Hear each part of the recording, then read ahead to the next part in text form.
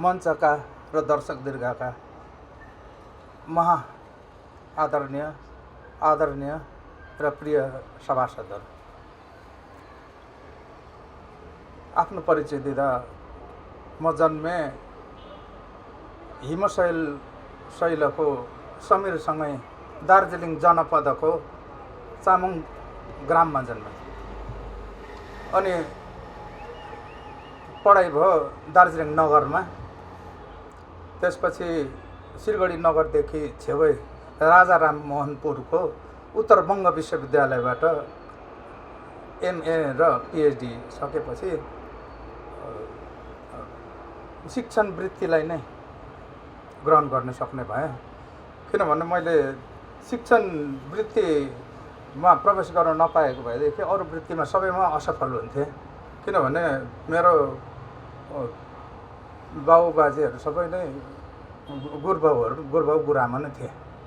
अन्त गुरुबाउ अध्यापक कुलमा जन्मेपछि अध्यापन पाएकोले गर्दाखेरि मैले यसलाई चाहिँ रमणीय वृत्ति भनेर ग्रहण गरेको छु र त्यसपछि काम गर्न पाएँ। सिक्किम सरकारी महाविद्यालयमा हाम्रो प्रोफेसर पुष्प शर्माज्यू हाम्रा अग्रणी हुनुहुन्थ्यो त्यसबेला, हाम्रो विभाग अध्यक्ष। हामी सब डराउनु पर्थ्यो, त्यति अनुशासित संयमित। फेरि उहाँ अनुशासित, हाम्रो अर्को संयमित हाम्रो सहकर्मी, अग्रज सहकर्मी हुनुहुन्थ्यो कवि राजेन्द्र भण्डारी। उहाँ चाहिँ डाक्टर राजेन्द्र भण्डारीज्यू, राम्रो साहित्यकार। उहाँहरूको संसर्गमा सिक्किम सरकारी महाविद्यालयमा साह्रै रमाइलो हुन्थ्यो। हाम्रो डाक्टर गीता निरौलाज्यू हुनुहुन्थ्यो, हामी मिलेर काम गर्थ्यौँ, साह्रै मिलेको थियौँ। र पछि फेरि कसो भएर कालेबुङ महाविद्यालयमा फेरि 7 वर्ष बिताउनु पर्यो। कालेबुङ महाविद्यालयमा बिताउँदाखेरि कसो भएर हाम्रो भाइ सञ्जय भाइ, भन्छु म चाहिँ सञ्जय भाइ, हाम्रो डाक्टर सञ्जय राई कालेबुङमा आइपुगेर लु यो फर्म भर्नुपर्छ भनेर हेर उसले तानेर मलाई ल्यायो। तर पछि चाहिँ के भयो भने सञ्जय राई आफै चाहिँ काँसी छोडेर फेरि सिलगढी फर्के। अनि मलाई काँसीमा थुपारिदिइराखेको छ। अब कहाँको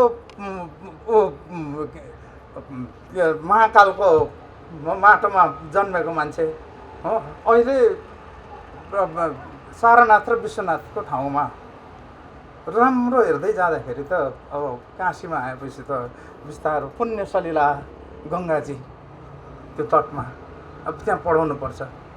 अब त्यहाँ यति विद्वानहरू छन् त्यो ठाउँमा। अनि आफूले सकेन भने चाहिँ म नानीहरूलाई भन्छु, जाऊ गुरु भने यति बेसी प्रश्न गर्छन्। प्रश्न गर्दा गर्दै उनीहरूलाई उत्तर दिने क्रममा लेखेकाहरू चाहिँ म छाप्ने गर्छु विद्यार्थीहरूलाई, त्यो ग्रन्थ पनि बन्यो। अनि त्यो सक्दिनँ सबै कुरा त अखण्ड विद्यालय विभूषित त को हुन्छ र। अनि जाऊ गङ्गाजीलाई सोधा हुन्छ। अनि गएर ग्रन्थि खुल्यो गुरु भन्छ, ग्रन्थि खुल्यो। अनि मैले भन्दा बेसी त काशीको प्रकृतिले यति बेसी ज्ञान दिएको हुँदो रहेछ। र काशीलाई जसले माया गर्नु सक्यो त्यसले काशीबाट प्रशस्त माया पाउँछ। काशीमा हेर्दै गयो भने त्यहाँ अर्को नेपाल देखिन्छ। काशी भूमि पनि नेपालको हो त्यसो भन्छु। किनभने त्यहाँ सारनाथ र विश्वनाथसँगै हामी पशुपतिनाथ पनि पाउँछौँ। पशुपतिनाथको प्रतिकृति छ त्यहाँ, रेप्लिका। त्यो रणबहादुर शाह देखेको इतिहास छ। यहाँको नेपालका निर्माता पृथ्वीनारायण शाहको ससुराली ठाउँ हो। बजैको माइतामा गएर चाहिँ निर्वासित जीवन रणबहादुर शाहले बिताए।